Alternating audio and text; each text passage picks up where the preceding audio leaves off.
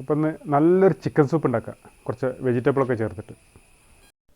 അപ്പോൾ അതിനു വേണ്ടി 50 ഗ്രാം ചിക്കൻ്റെ ബ്രസ്റ്റ്, ഒരു 3-4 അല്ലി വെളുത്തുള്ളി, ഒരു ബേ ലീവ്സ്, ഒരു ചെറിയ സവാളൻ്റെ ഒരു ചെറിയ ഹാഫ്, ഒരു ഇഞ്ചി കഷ്ണം നമുക്കൊരു കടായിലേക്ക് ഇടാം.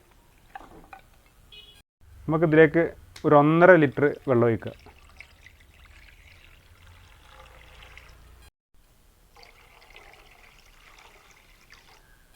ഇതിലേക്ക് കുറച്ച് കുരുമുളകും, പൊടിക്കാത്ത കുരുമുളകും, കുറച്ച് ആവശ്യത്തിന് ഉപ്പും ചേർക്കുക. ബേസിൽ ലീവ്സിന് പകരം കുറച്ച് തുളസിയില ഇടുന്നുണ്ട്.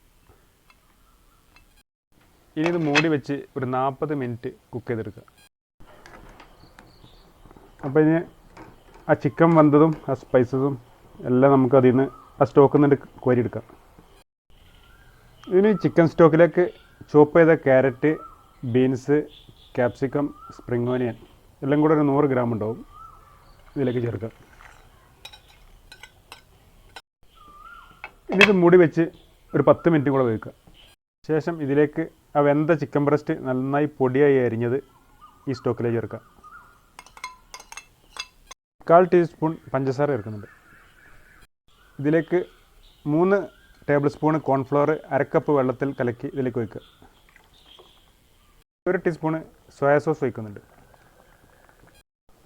ഒരു 5 മിനിറ്റ് കൂടെ കുക്ക് ചെയ്താൽ സംഭവം റെഡി ആയിട്ടോ. കുരുമുളക് പൊടി ചേർക്കുന്നുണ്ട്. ടേബിൾ സ്പൂൺ നെയ്യോ ബട്ടറോ ചേർക്കാം. അപ്പോൾ സൂപ്പ് റെഡി ആയിട്ടുണ്ട് കേട്ടോ. ഇനി ഇത് സെർവ് ചെയ്യാൻ വേണ്ടി ഒരു സൂപ്പ് ബോളിലേക്ക് ഒഴിക്കുക.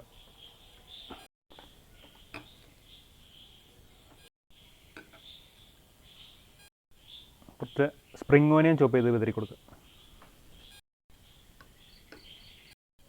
അപ്പോൾ ഓക്കെ.